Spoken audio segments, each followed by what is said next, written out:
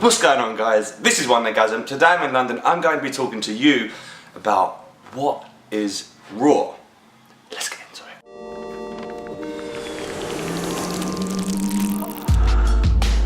it. So I'm always telling people that one of the most important things when you're starting out with photography is to make sure that you are shooting in RAW. But what does that mean? What even is RAW? What is RAW? So I'm going to tell you guys just exactly what RAW is in less than 5 points, so let's do that. Basically, RAW is just a file format, much like JPEG, which is probably what you're shooting your photos in right now if you don't know what RAW is. The difference is, a RAW is an uncompressed file format. So when you shoot in JPEG, the camera will apply in-camera edits like contrast, white balance, a little bit of saturation, etc. and then compress that file into a smaller file and then ship it out to your memory card. However, when you shoot in RAW, none of this happens. So when you shoot in RAW, you get exactly what you shoot on the camera. It's a much larger file and it's uncompressed. So what this means is, basically RAW retains a lot more information from the image when it's saved as a file. Whilst JPEG might be great if you're not really applying any after shoot edits to the image, probably best to start shooting in RAW now rather than later. 2. Once you've captured a RAW image, it needs to be processed and compressed to its final file state, which is most likely going to actually be JPEG. The difference is when you convert the file to a JPEG outside of the camera, you have much more control and flexibility over the final look of the image. You've used editing software to manipulate the pixels and final look of the image before you convert it to JPEG, and obviously hopefully create the look that you want, not the look the camera wants. Make sense? 3.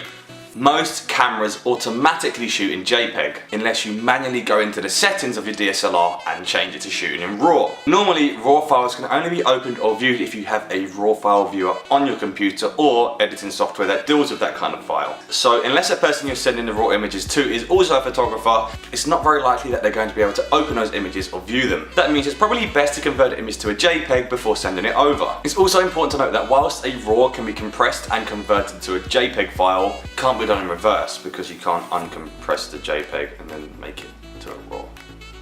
Does that make sense? Shooting in RAW gives you way more flexibility when it comes to editing and the final outcome of your images. I would highly recommend shooting in RAW now rather than later to save yourself hassle further down the line.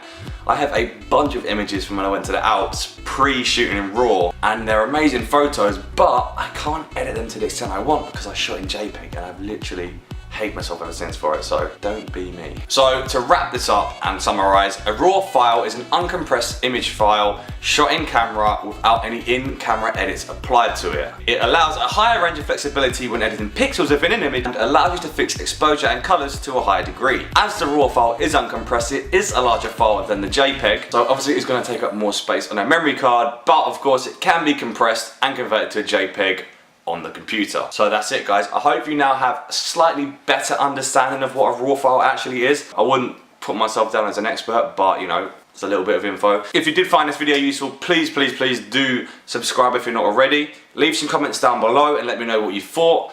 And of course, smash that like button. Thanks for watching, guys. Peace.